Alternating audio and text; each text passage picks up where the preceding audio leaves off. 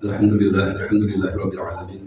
Wa bihi nasta'inu 'ala umuri dunya wa din. Allahumma shalli wa sallim wa barik ala sayyidina Muhammadin wa ala alihi wa sahbihi ajma'in. Jemaah rahimakumullah. Melanjutkan sedikit yang pernah saya sampaikan sebelum ini, yang ketiga kalinya mungkin yang terakhir lanjutannya, yaitu tentang perumpamaan yang digambarkan dalam Al-Quran.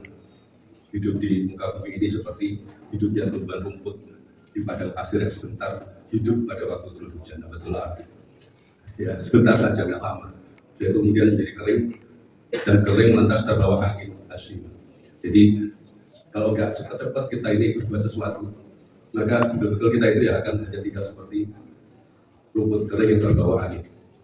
Bahkan dalam sebuah hadis dikatakan, "Inqalat as-sa'ah wa bi yadi ahadikum fasilatun fa in istata'a an yataquma hatta yahrisaha fal yahrisaha."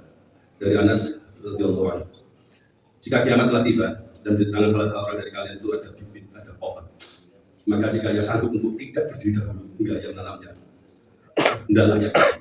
Bisa dibayangkan, ini sudah tiba kiamat, bumi sudah bergetar, kemudian kondisi sudah berjaga-jaga seperti apa kabarnya. Pokoknya sudah tiba kiamat. Ya.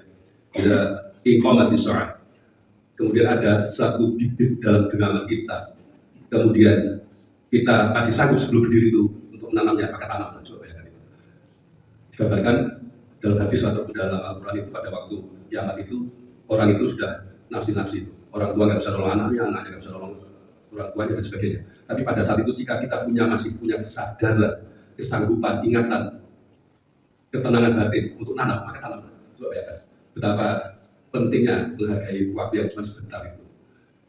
Ini kira-kira kalau kondisi kita itu sudah masuk rumah sakit, sudah mungkin pakai oksigen gitu ya, sudah hampir saatnya kita ini kiamat gitu ya. Terus masih bisa berbuat baik pada orang lain, ya berbuat baiklah. Tolong, aku masih ada uang di sana, kasih-kasihan musik pulang gitu lah kira-kira. Mendoakan orang yang mendatanginya, waduh orang yang sakit itu insya Allah mustajab. Jadi ada situasi dalam kritis, bahkan kita itu hidup kita tidak kritis sebetulnya, ada self emergency gitu kan. Karena digambarkan kita itu hidup di dunia ini hanya seperti rumput yang tumbuh di musim hujan saja bagi orang-orang pada pasir. Itu kan berarti harus ada sense of emergency. Maka bahasa itu dalam Rasulullah wajanatil arda samawati wal ard wa idzatul mutakin alladziina yunfiquna fis sarai wa dharra'i. Jangan pusing, ada atau tidak ada uang fis sarai wa dharra'i, bersegeralah kita berinfak.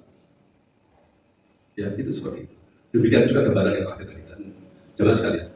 Sebetulnya sedekah itu merupakan proses pembebasan perilaku. Mengapa begitu? Coba kita perhatikan, anak kecil itu kan selfish ya. Dia itu kan maunya mau sendiri. Barang miliknya dia aku miliknya, barang orang lain itu kalau dia aku miliknya, dan kalau ada yang minjem, nyentuh saja minjem, dia akan berontak.